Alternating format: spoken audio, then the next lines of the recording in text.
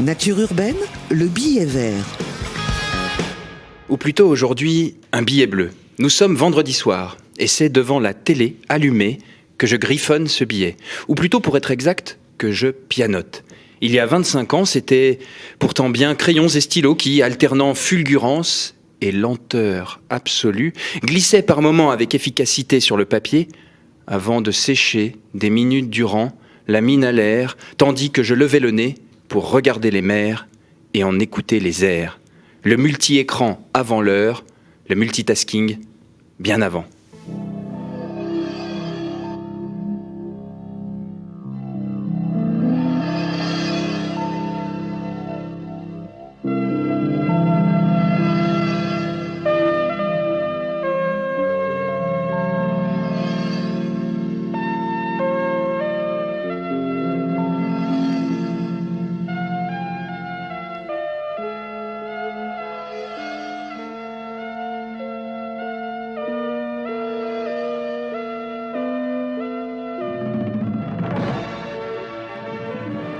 À lui seul, cet envoûtant générique illustre, par l'image et le son, l'esthétique de l'émission. L'idée de départ, saisir et montrer l'âme des océans qui occupent plus de 70% de la surface de la planète et dont prennent soin une poignée de femmes et d'hommes.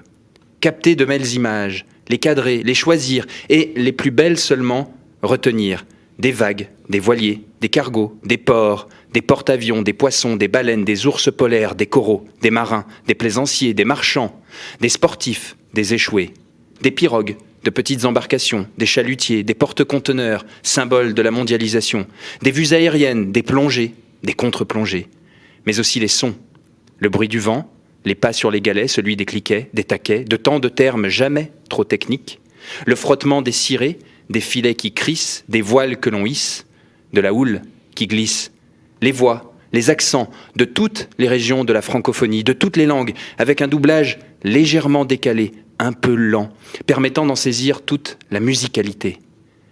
Des mots, mais aussi des silences, des récits aussi simples que captivants où dire « je » n'avait rien de prétentieux, raconter un bonheur simple, rien de touristique, rien de suspicieux. Bien avant le magazine de l'extrême, en voilier plutôt qu'en ULM, nous visitions Tahiti, sans gel douche, sans parabènes ou tout autre produit. Dérivé, oui, grâce à une mise en scène, une ambiance certaine, un certain naturalisme sans, je crois, aucun moralisme. Pêcheur, jamais prêcheur. Est-ce cela que nous nommions journalisme ? Oh, il ne s'agit pas ici d'être acide, nous parlons du magazine de la mer. Et je me souviens de toi, papa, que je salue, quand tu passais, soucieux que trop je ne divague, veillant à l'avancée des devoirs, avant de te poster là, debout, d'abord un peu quoi, toi le paysan d'un terroir bien loin de tout rivage, avant parfois de t'asseoir, regarder pour quelques instants, jamais très longtemps, les travailleurs de la mer. Au fond, n'était-il pas bien nommé Monsieur Pernou, dont le prénom, Georges, en grec, signifie « celui qui travaille la terre », et auquel le père, helléniste, avait soufflé le nom de ce rendez-vous hebdomadaire. Gens de terre, gens de mer, de la glèbe au bleu du globe, l'amour du vivant est une passion dévorante. Alors ne pensez pas qu'il s'agit seulement de nostalgie ou que ce billet, qui fait souvent un clin d'œil à ceux qui sont partis, est seulement une rubrique de nécrologie.